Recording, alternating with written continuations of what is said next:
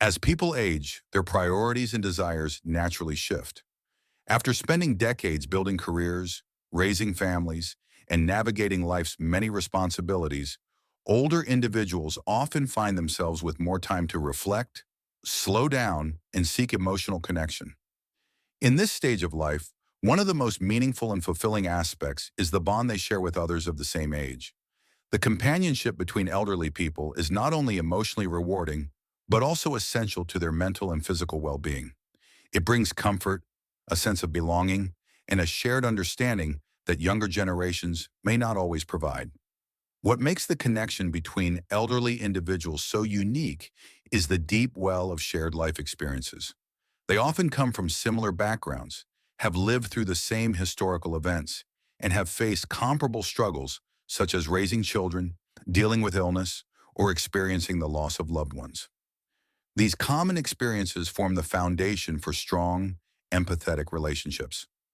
Unlike relationships in younger years, which may be influenced by ambition, competition, or personal gain, friendships in old age are often pure, sincere, and rooted in emotional support. Elderly friends tend to appreciate the little things, sharing stories from the past, reminiscing about childhood memories, or simply sitting quietly together in the same room. These simple moments can bring a deep sense of peace and connection. In many communities around the world, local governments and social organizations have recognized the importance of this bond and have created spaces to encourage it. Senior centers, exercise groups, cultural clubs, and hobby-based gatherings offer elderly people opportunities to meet and interact. These environments not only foster friendships but also help reduce isolation, which is a common issue among older adults. For example, in Japan, where many elderly people live alone, community programs have been developed to pair seniors together for daily check-ins and activities. Similarly, in Europe and North America, senior living communities are designed to encourage social interaction through shared meals, group events, and communal spaces.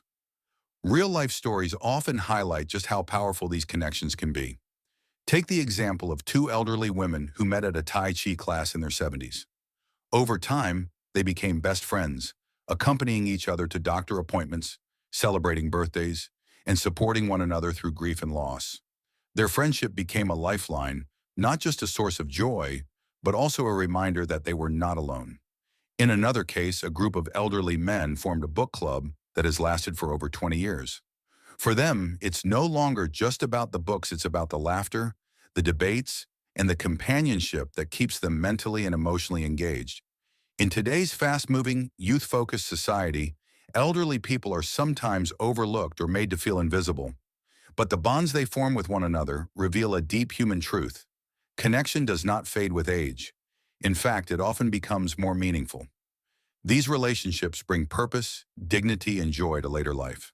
They remind us that, even in old age, we are still capable of forming strong, loving connections that enrich our days and give us reasons to smile. Supporting and encouraging these bonds is not only an act of kindness, but a recognition of the lifelong need for human connection.